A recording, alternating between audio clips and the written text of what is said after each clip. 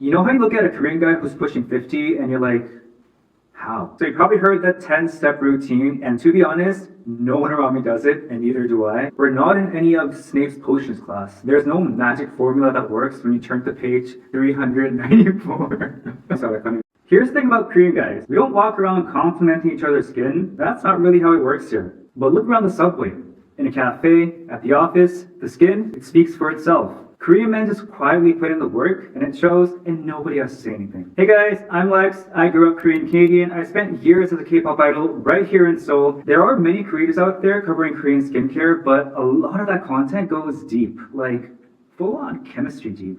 That's not to say that I'll never talk about the ingredients. I mean, I need to talk about ingredients and just throw products at your face. If you're someone who just wants to know what to put on his or her face without getting a degree in dermatology, I want this to be different. I want this to be the channel that you come back to at every stage of your skincare journey, whether you're starting from zero or you've been at it for quite some time and want to level up. My goal is to build the skincare journey with you. Now, before we dive into the actual video, I do want to mention a few things. I'm not a dermatologist. I'm just here to guide you through the basics and recommend a few cream products, and do keep in mind that we all have different skin types, so make sure to check yours. For your reference, I have dry, sensitive skin, so I can't be slapping it on my face because it'll react instantly. So throughout the years, I've tried numerous skincare products, and to be honest, I'm still trying to find the one. Alright, before we get into the good stuff, let me talk about myself properly. My name is Lex. I'm Korean Canadian, born in Korea, raised in Canada, but I've been based in Seoul for years now. And my career has been kind of all over the place in the best way. I was a K-pop idol, I did musical theater, I was a radio DJ, I hosted interview talk shows. Now, why does any of that matter for a skincare channel? Here's the thing. Being a K-pop idol in Korea is basically a full-time education in skincare. I mean, that's what I think. You're constantly on camera, your skin is literally part of your job. You're surrounded by stylists, makeup artists, dermatologists, and you're performing in front of thousands of people under stage lighting that show everything that's going on in your face. You learn fast. You learn what works, what doesn't, and what's this marketing noise? And living in Korea, the skincare capital of the world, I've been buying Korean products, getting advice from Korean dermatologists, and casually walking into an Olive Young just to see what's on sale. I know you do that too. But here's the other side. I'm also aware of North American culture. I know what the guys back at home are working with. The relationship that my friends have with skincare is face wash, hopefully, maybe moisturizer, and done. Actually, when I was in Canada last year, one of my friends even asked me, what does a toner do? This channel is specifically for you who want real results without the overwhelm.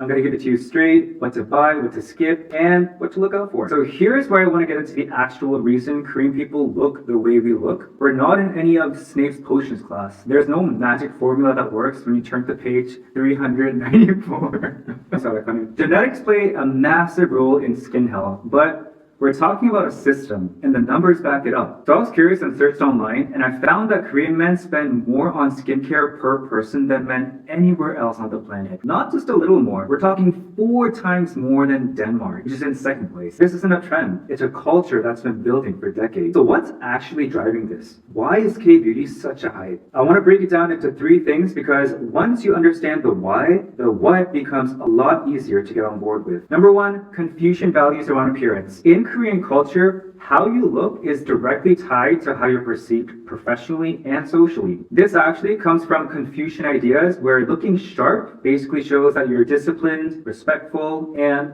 set up for success. Also, when I was a K-pop idol, skincare wasn't optional. It was part of the job, same as vocal training and choreography. And that attitude trickles down into everyday Korean society, in job interviews, in meetings, in social settings and gatherings. People here grow up understanding that taking care of yourself is a form of respect for yourself and the people around you. Number 2, military service. This one surprises a lot of people. Korea has mandatory military service for men. This has actually boosted Korean skin culture among Korean guys. When you spend time outdoors in harsh conditions, exposed to intense sun, cold winters, wind, stress, your skin takes a beating. Korean men come out of the military with a clear understanding that if you don't protect your skin, it's going to show. So they start young and they stay consistent. And number 3, the K-pop and pop culture effect. K-pop idols, guys with clear glass skin, flawless under studio lighting skin, set a visual standard that the whole culture started chasing. And I'm not saying that 100% of celebrities out there have the most perfect, flawless skin, but when you see them on screens, on billboards, in every music video, it normalizes the idea that yes, men can and should take care of their skin. And it's not seen as feminine, it's seen as being on your game. Alright, so now you're probably asking, what do Korean people do differently? How Korean people, especially males, approach skincare isn't just about how much they spend, it's about how they think about skin. Korea's approach is fundamentally different. The philosophy here isn't about fixing problems fast. It's about prevention and maintenance as a long-term investment. So you probably heard the 10-step routine, and to be honest, no one around me does it, and neither do I. And Korean guys aren't using a 10-step routine because they love spending an hour in the bathroom. They use multi-step routines, just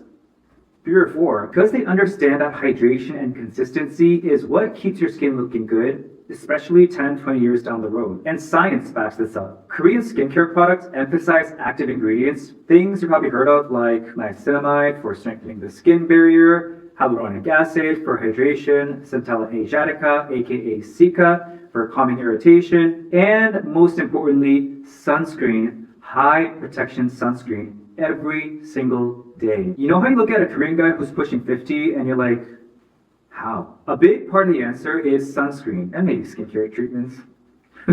But not just sunscreen, better sunscreen. Europe, Asia, and Australia all approve UV filters that offer stronger, more stable protection against UVA radiation. So Koreans have been walking around with genuinely more advanced sun protection for years. And when you consider that UVA rays are the primary driver of collagen breakdown, also dark spots, and what we generally call looking old, that adds up over time. Consistent, high quality SPF every single day, starting young, that is the most evidence-backed skincare habit there is. Oh, and one more thing Korea does differently, education. Brands here invest heavily in teaching consumers what their skin actually needs and why. So why exactly did I create this channel? I've had the conversation, what do you actually use on your face? And every single time, the reaction is kind of the same. They're curious, a little skeptical, and they have zero idea where to start. I want to be the guy your Korean brother would have been, the one who helps you throughout the process, cuts through the noise. I'm also going to show you what's popular, what Korean people are actually buying, and I'm going to recommend products you can find on Amazon and maybe ones you can pick up here when you visit Korea. Trust me, once you start caring about this stuff, a trip to Oliveyoung is going to feel like running to the convenience store for a Snickers bar. Or